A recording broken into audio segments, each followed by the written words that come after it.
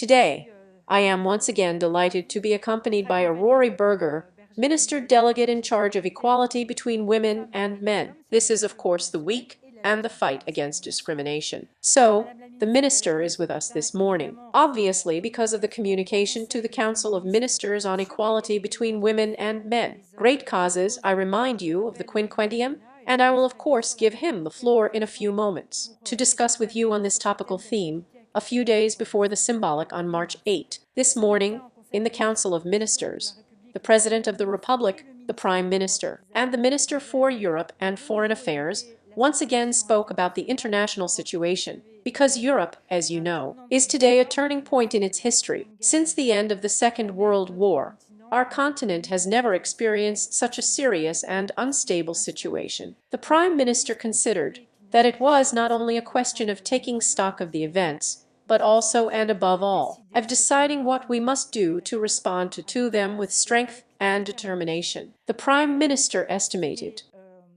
the war in Ukraine, triggered by the aggression of Russia in 2022, obviously marked a tipping point. Since then, we have witnessed a series of events that have shaken the foundations of our security. The events of last week in the Oval Office have cruelly reminded us that international alliances can evolve, that our American allies can distance themselves, and that new power relations are emerging in the world.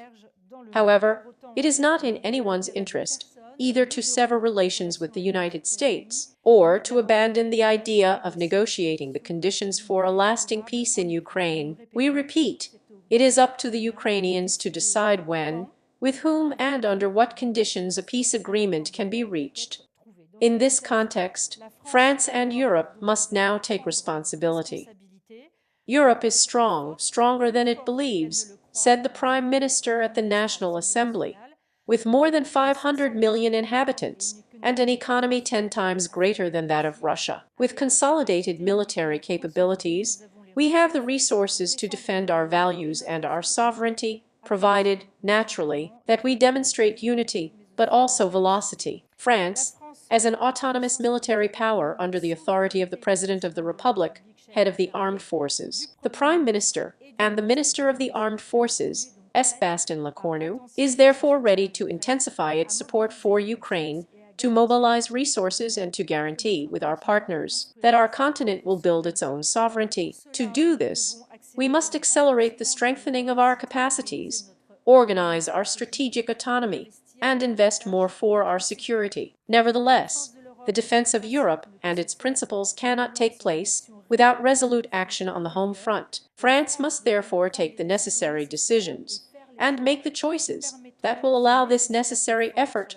on sovereignty in terms of defense, while remaining in the trajectory of reducing our deficit. It is therefore an extremely important challenge, under the authority of the Prime Minister, who devoted an entire government seminar last Friday to the issue of refounding public action. Eric Lombard and Amélie de Montchalin have begun to set up concrete projects to strengthen the effectiveness of public action and restore our finances. For their part, Laurent Marc Engeli and Véronique Louwagie are continuing the work of simplifying and adapting our policies to today's challenges and the needs of companies and citizens. The modernization of our economy, our industry, our research, our defense will therefore be at the heart of this transformation. We are entering a new era where unity, resilience, and political will are essential. This is a moment when everyone needs to be mobilized, and I would like to note the excellent holding of the exchanges that took place in the National Assembly and in the Senate during the debates that took place on Ukraine, and which really need to be pointed out about the holding of each of the political groups in the two assemblies. The mobilization of all is also the mobilization of the men and women who make up the nation, and in this sense, Women's Day on March 8 takes on all its significance.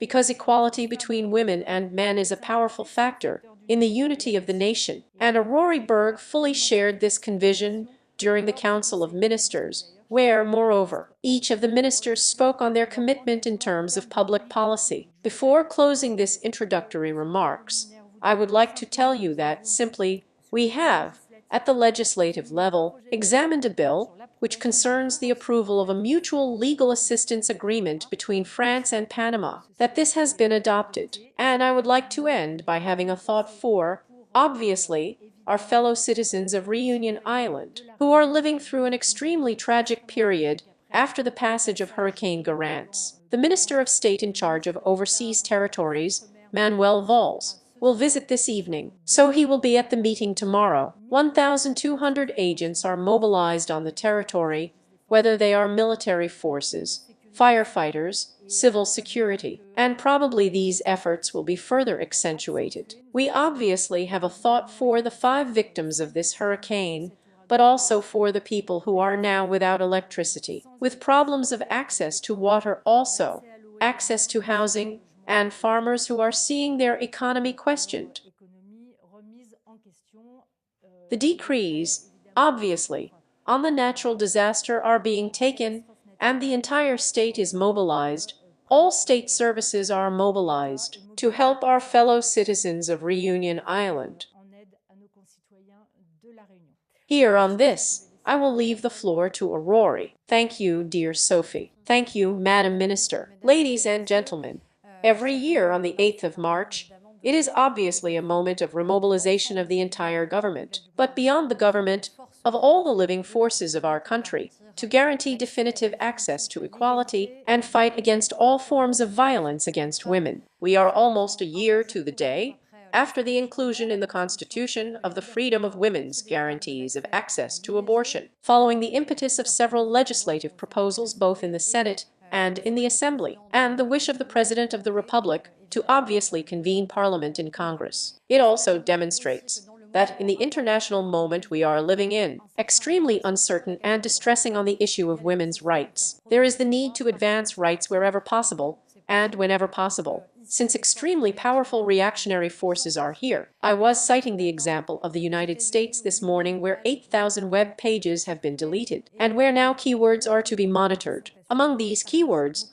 there is the word inequality, there is the word equity, there is even the word woman, and on the other side, religious fundamentalist movements, Islamism, which intends to invisibilize women and silence them in a number of countries around the world. So, faced with this, France is carrying a vision, which is a vision of an extremely committed feminist diplomacy, that we will also bring to the United Nations next week. And then, to return to some elements of assessment, both on the issue of the fight against all forms of gender-based violence, sexual or intrafamily, since we have deployed a resolute action for 7 years now, through the great cause of the 2 5-year terms of the President of the Republic, the anti-rapprochement bracelets, the serious danger telephones, the protection orders that we have renovated, the creation of an immediate protection order. Our responsibility today is to make all women victims of violence aware that these devices exist, that they have the right to them, and therefore that they must obviously be able to request them. I obviously note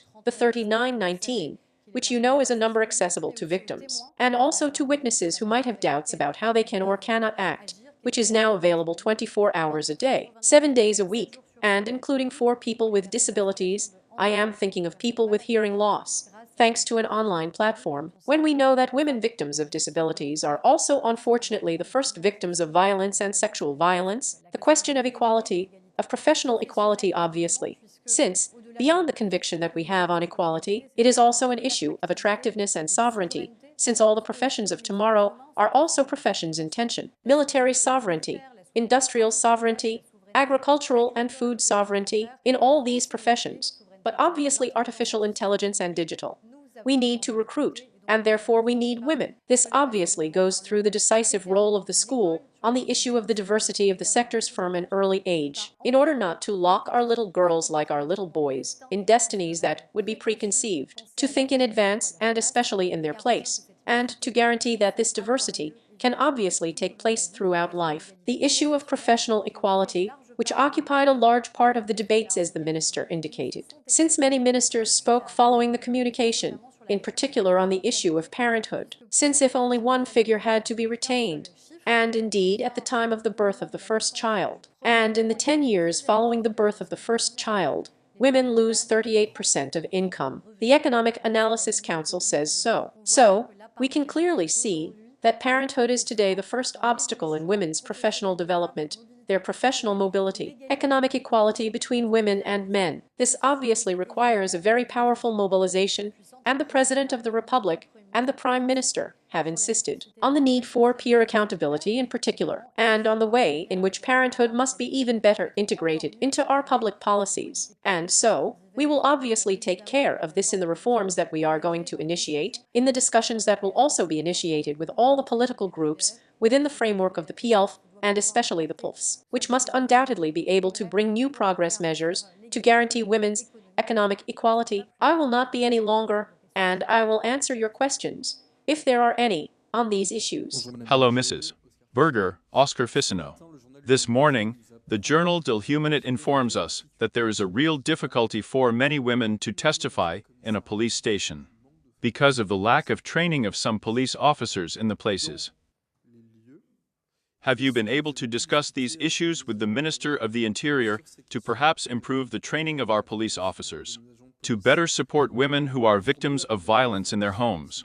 The reception and the collection of women's voices has progressed considerably in recent years, and I want to salute the commitment of our police officers and our gendarmes. Also remember that the interventions they do when they intervene at home, because there is a presumption of intrafamily violence, these are the riskiest interventions for them, for their own lives. So, really remember this commitment. Also commitment, which is that of the state, on the initial training of our policemen and our gendarmes now, which did not exist, and then indeed continuous training, which is absolutely necessary to guarantee that women everywhere can be welcomed. Devices are also being modified. I am thinking about the issue of video complaints, since today, for many French people, on Massacurate Point for, they can file complaints online on the issue of violence against women. It is being experimented with in the Yvelines and also in the SART department, to verify that these devices are effective, with a view obviously to their generalization. So, you see, everything is done at the same time: initial training, continuing training, reminder, if ever there was the slightest professional who deviates from the way in which we must obviously welcome and collect this word. Video complaint being tested in 2 departments with a view to its generalization. I believe that there we have devices that are nevertheless extremely important. What I note, because this is also what has come back to us, is that too often women also ignore the rights that are theirs, hence the need to reaffirm these rights. And the fact that they must obviously be able to ask if they are worried about their own lives, because they are complaining, because we know that the most risky moment for them is precisely the moment when they leave the one who is exerting violence on them, be it psychological, physical, or sexual violence. The issue of the seriously dangerous telephone, and the issue of protection orders, in particular with this new protection order, which is an immediate protection order, which is issued in less than 48 hours. What is identified in this article is the issue of overseas territories with a language barrier in certain territories, in particular Guadeloupe, with people who express themselves in Creole, in particular on a daily basis, who will have difficulty testifying in certain police stations where French is the language spoken by all police officers. Do you perhaps have more lifts or training that will be carried out according to the territories, and in particular, in the overseas territories? Yes, you are right. And by the way, the Minister of State, Minister of Overseas Territories, Manuel Valls, spoke in the Council of Ministers on the issue of the prevalence of sexual violence in a certain number of our territories, in particular our overseas territories. I had gone to the meeting myself. I will be visiting French Guiana shortly, in particular because we know that there are difficulties that are unfortunately being reinforced in a certain number of our territories. Therefore, the question is not to stigmatize them, but on the contrary to accompany all those who mobilize in these territories. To eradicate the issue of violence, we have also appointed an interministerial coordinator in connection with 2 ministries, the Ministry of Overseas Territories, the Ministry of Gender Equality, precisely dedicated to the fight against violence in the overseas territories. It is Hut del Ukit, a former member of parliament, who will be able to carry out this work with conviction. And so, yes, there is a very clear commitment, obviously, on this issue, and on this prevalence, which unfortunately is documented. Thank you very much. Thank you very much. Aside, there are other questions about. Are there any other questions, or am I giving the floor again? I don't think there are any more. So I'm giving it away. Give the floor to spokesperson, and I thank you. Thank you. Thank you very much, Aurora, and thank you for your commitment that we have known for a long time, especially in the divine, but at the national level for a long time. All right, so I am now at your disposal for any questions. Good morning, Madam Minister. Bastin Auger for TF on here. You yourself mentioned earlier the need both to invest more in defense and at the same time to respect the budget trajectory. Does the announcements yesterday by the President of the European Commission on the fact that part of the deficit calculations could exclude defense spending seem sufficient to you to free up room for maneuver? Or are you telling the French, the President is going to tell the French tonight that we must also save money on other things? Do you think it is possible today to tell the French that we will spend less on social spending, on public services, on pensions, in the name of defense? 75% of the French today consider that it is necessary to help Ukraine and be on the side of Ukraine, and find a question about the sovereignty of our defense. Beyond what the French tell us through the polls, there is the need, which has been shared for several years by the President of the Republic, to regain our sovereignty in terms of defense at European level. Events, be it the war in Ukraine, the various events that we experienced last week in the Oval Office, the shock of President Trump's announcement with his suspension of aid to Ukraine, have shown the French but also the Europeans, including among the most wait-and-see, that this issue of sovereignty was important. So, is the $800 billion announced by Mrs. van der Leyen sufficient to protect us from any effort in France? My answer is probably no. In reality, in France, we now have the double challenge of both rearming ourselves nationally, but today we are on an already ambitious slope. I remind you that the military programming law provides for very significant increases in our defense budget that we have respected, including in this period and in this budget 2025, and that the intention is of course to respect the commitments of this military programming law. Perhaps we will have to go further. These are the decisions that will be made. But we also have to face up to our deficit, which was a public deficit, and which we have committed to reducing. So you are right. The question, it is very complicated. She will ask the French and the government to make choices, to be faced with real choices of economic, industrial, defense sovereignty. That is what will occupy us from now on until the vote on the 2026 budget. So from the next budget, there will be efforts for additional defense. We're going to have to make efforts in both directions anyway. I am not confirming to you today that additional efforts beyond the military programming law will be made, but the question is being asked, in fact, with our European partners. Hello, Hugo Capelli, BFM TV. A question in relation to this Council of Ministers.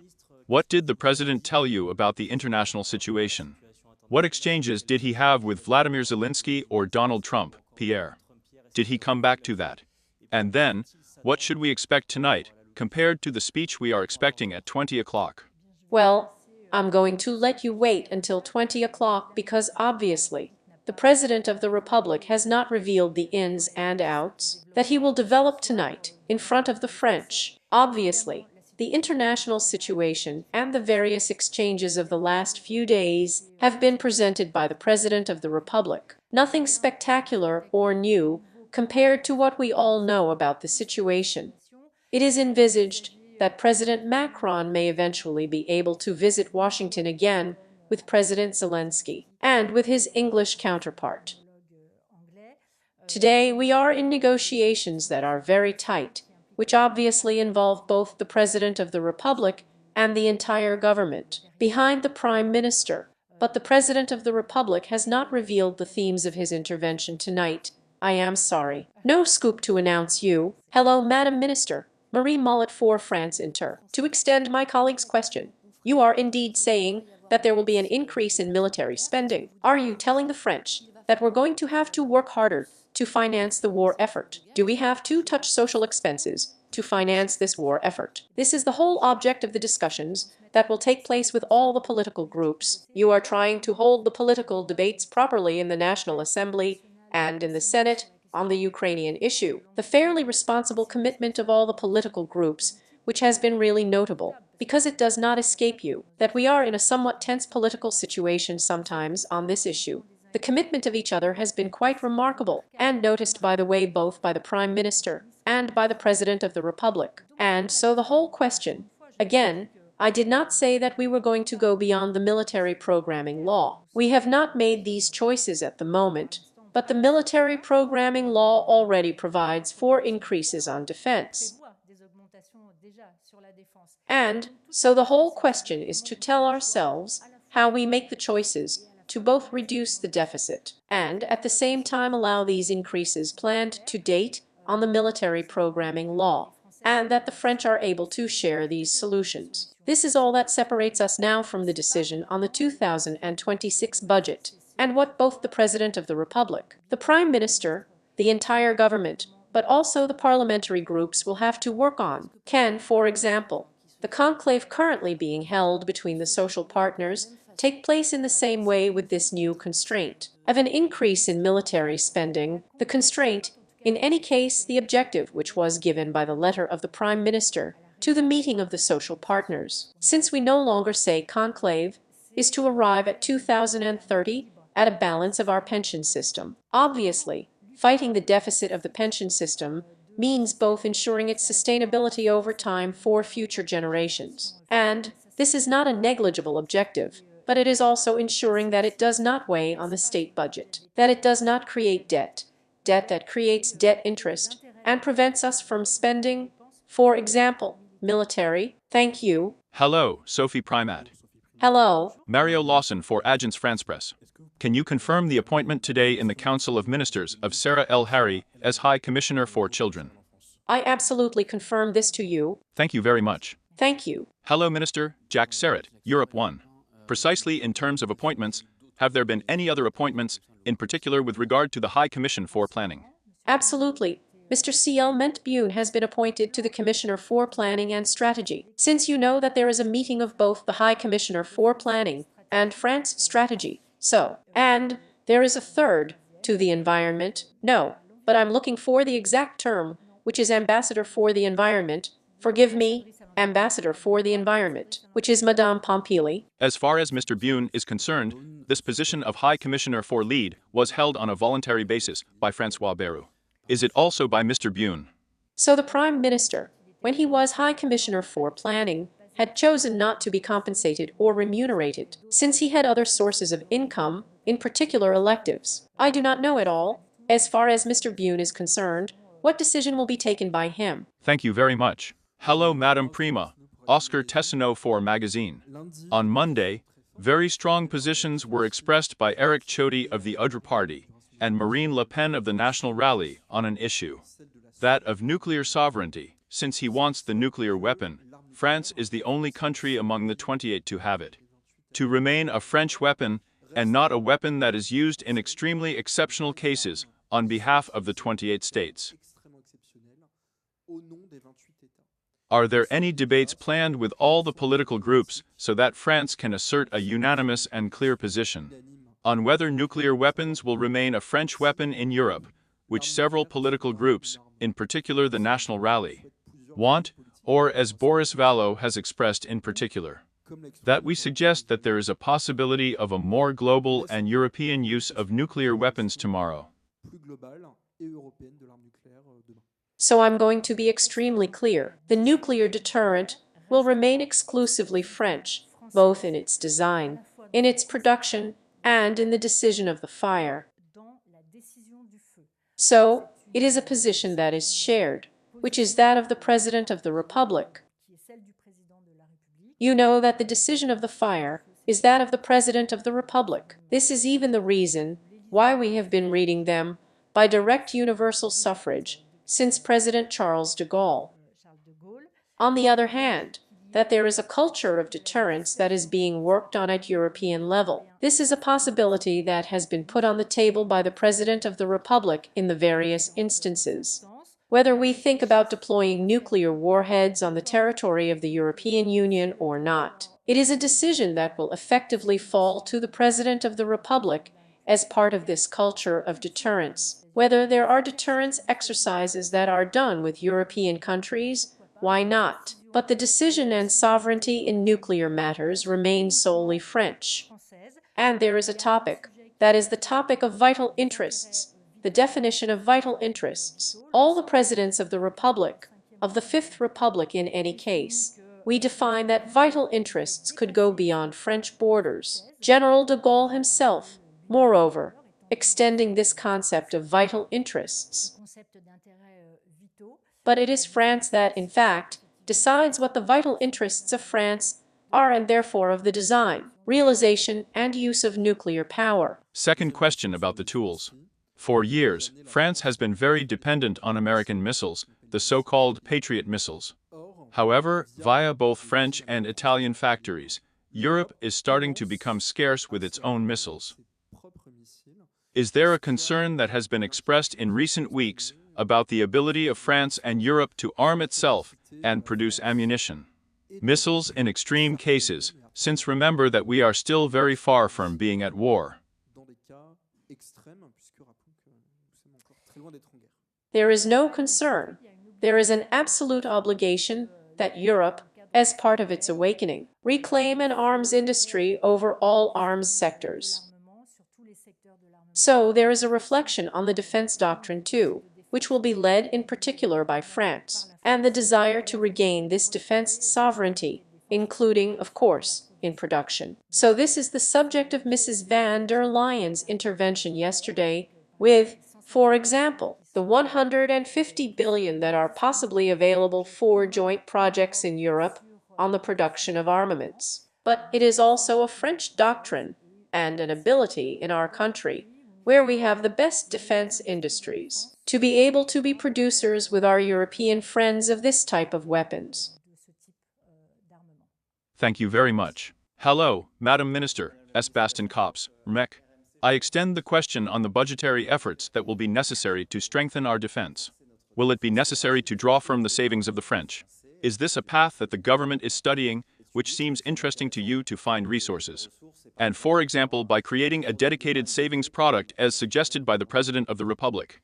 So, I don't know what it means to tap into the savings of the French, but mobilizing the savings of the French to actually be able to invest in defense is obviously an interesting avenue to put on the table. I remind you that Michel Barnier, by the way, had spoken about it himself. The President of the Republic himself spoke about it. We are also talking about European savings that could be mobilized. In any case, it is a subject for reflection. It is a serious subject. Is creating a dedicated product a possibility on the table? Creating a dedicated product is a possibility that is being studied, which had already been studied under Michel Barnier. Moreover, in more peaceful geopolitical conditions at the time, finally. Regarding the envisaged trip of President Macron with the British Prime Minister and the Ukrainian President, you say it is envisaged in Washington. In what time frame? Is it in the next few days, the next few weeks? We know. I don't have any information. And is that what it is? I think it's short term. Is this a wish on the French side, or is it an invitation from the White House? It is a wish, I think, on the French side. Hello, Madam Minister. CL Matthias, CNews. Can you confirm the European Union's plan to tax Russian fertilizers for 2 years at 100%? Isn't that actually a way to make up for it? Are they part of the products, of the few products still authorized for import, that there is a derogation? And following on from this first question, what are the consequences, especially for French farmers, when we know that these fertilizers are 15% cheaper than those manufactured in France, and that import volumes from Russia have doubled since 2021? So, I don't have any information about this taxation of Russian fertilizers. You're teaching me a little bit about this information that I don't have. On the other hand, obviously, if such a provision were to be taken, we would have to look both in terms of availability of fertilizers produced on European territory and in terms of productivity for our agriculture. What would be the consequences? But I have no information about this intention. Thank you, Madam Minister. Hello, Madam Minister. Christelle Emral, France Television. Vladimir Zelensky has said in recent hours that he is ready to negotiate with a view to a lasting peace. So, what is your analysis? Would we be getting closer to a possible agreement, or is it that it is above all a question of buying time to try to obtain guarantees? Look, first of all, on behalf of the government, we are quite satisfied that the discussion will resume between Ukraine and the United States. The scene that we witnessed last week, to amaze the world, is something absolutely implausible. And it is good that the dialogue can resume on correct basis of dialogue. And in this I want to greet the outstretched hand of President Zelensky. So, are we buying time? Or is there a real dialogue taking place? Obviously, there is a dialogue taking place for lasting peace. The whole condition is sustainable, and the conditions of sustainability. We are with President Zelensky on this option. The truce that had been proposed by President Macron on a maritime and air truce seems to be possible, seems to be envisaged. So we are on the road to dialogue. I hope it will be concluded. I don't think it's to save time. It is really to achieve on the question of sustainable peace. Thank you, Maximilian. Journalists are independent. On the question of the seminar for the reform of public action, what are the expenditure items of the ministries that are planned to be reduced? Since we're talking about defense, we're also talking about finding money to finance it. Is this a topic? Are these already conclusions that you have come to? It is necessary to reduce in this or that ministry. The second question at the commercial level, on Mercosur, is this: where is the President's action to bring together a blocking minority within the EU to possibly prevent the agreement from applying?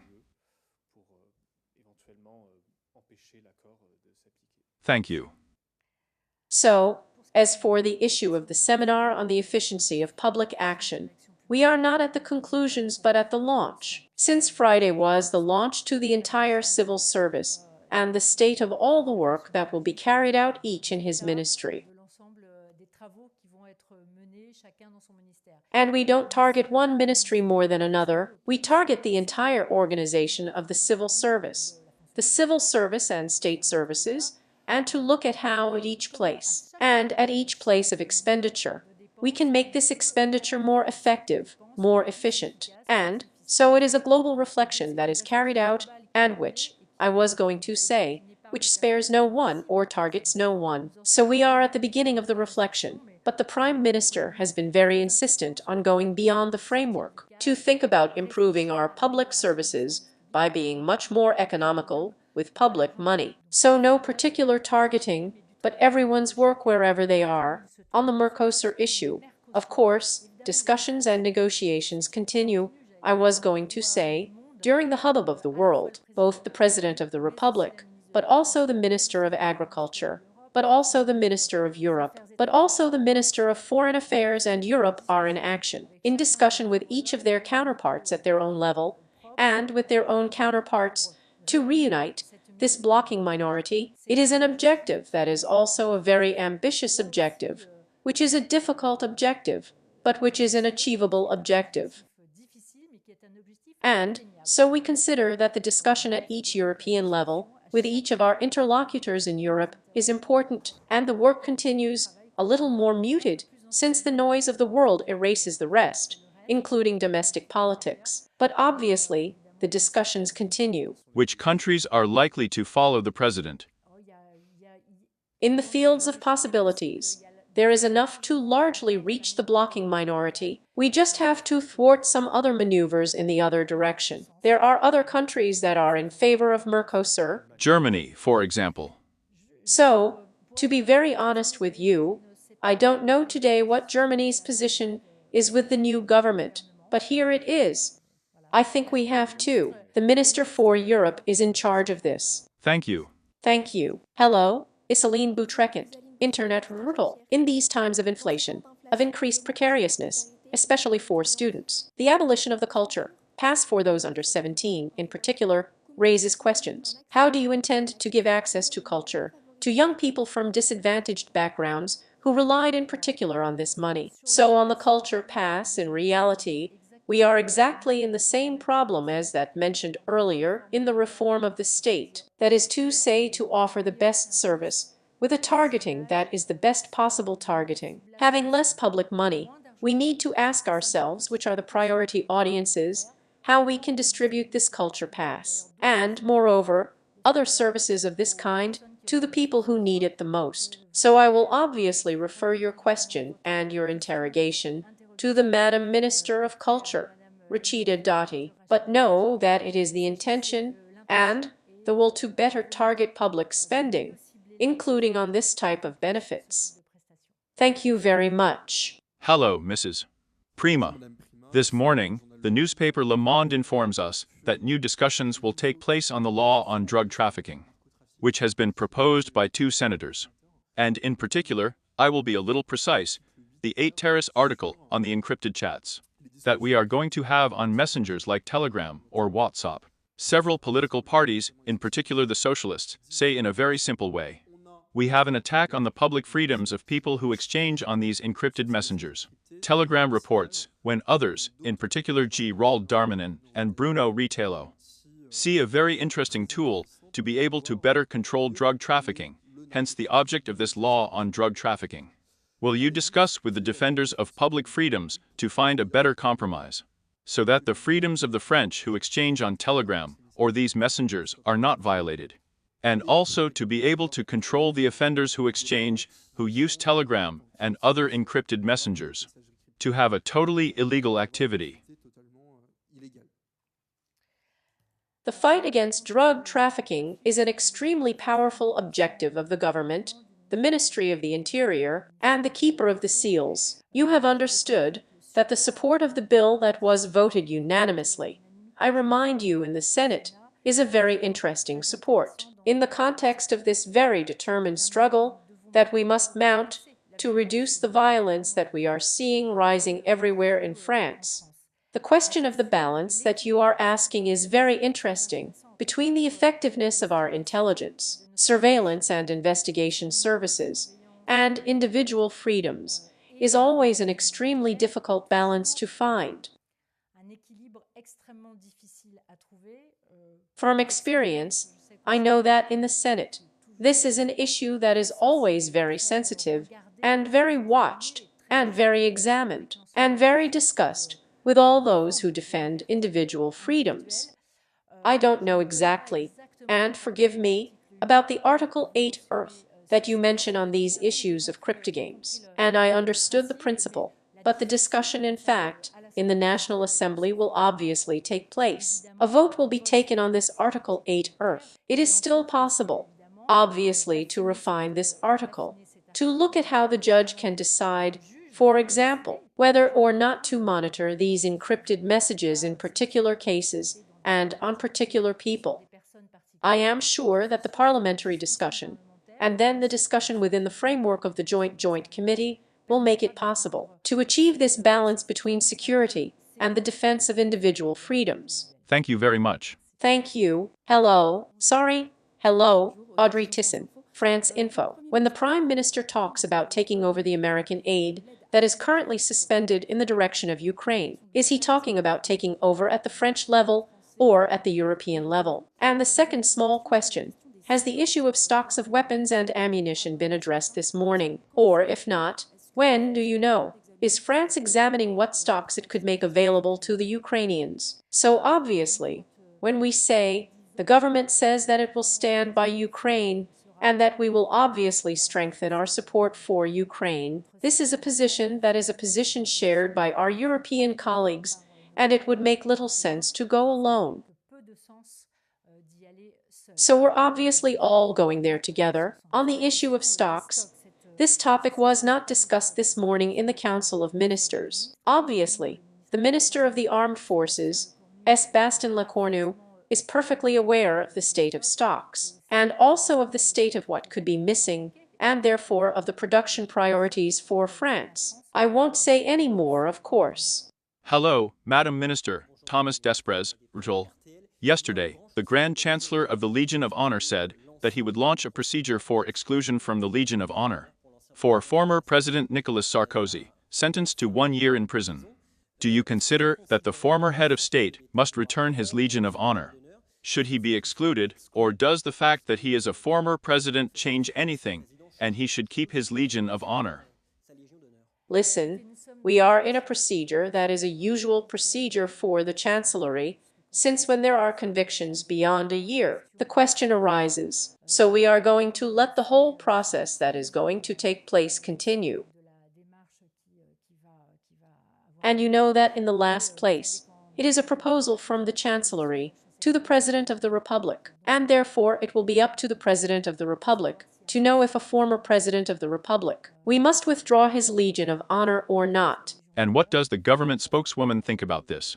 The spokesperson for the government, as you say, is the spokesperson for the government, and therefore speaks in this capacity. And so I will not make any further comments. Hello, Elizabeth Pinot, from Reuters. On the Ukrainian issue, the freezing of Russian assets is a possibility for the use of these funds, is requested by officials of the presidential camp, such as Édouard Philippe and Gabriel Attal. Now, this is not the position of the government. This is not the position of France. What could it evolve? So the question of the freezing of Russian assets, it is obviously a very interesting question. I believe there are 200 billion, 209 billion. Thank you for the clarification. There are 209 billion. We are already using the interests that are linked to these Russian assets, which are approximately 2 to 3 billion that are injected into the aid that we are giving to Ukraine. The question of touching Russian assets today raises some questions of the order of international law, since we do not have the right. It is managed by the Russian Central Bank, and therefore we do not have the right to officially touch these Russian assets, according to international law. Nevertheless, a study is being carried out to find out to what extent and under what conditions these Russian assets could partly finance aid to Ukraine. But for now, France's position is obviously to respect international law. Thank you. One question. Are the police officers called to gather in front of their police station at this moment, to protest against the request of the Nanterre prosecutor's office, to send their colleagues back to the assizes around the shooting that claimed the lives of young Nail in 2023? Did you, for your part, feel this anger of the police rising? Have you been worried? First of all, I would like to pay tribute to the police officers who intervene 24 hours a day in conditions that are conditions of insecurity for themselves, of violence for themselves, and for all of our fellow citizens, and which are interventions that are really very difficult and very harsh. I am not going to comment on the decision of the Nanterre prosecutor's office. Today, this procedure will come to an end, and it is, of course, justice that will say the thing. I understand the emotion, of course, of the police officers who, once again faced with violence and the difficulties of carrying out their work, are a little disconcerted by this decision. Do you have any other questions? Well, thank you very much. Thank you very much. See you next week. Goodbye.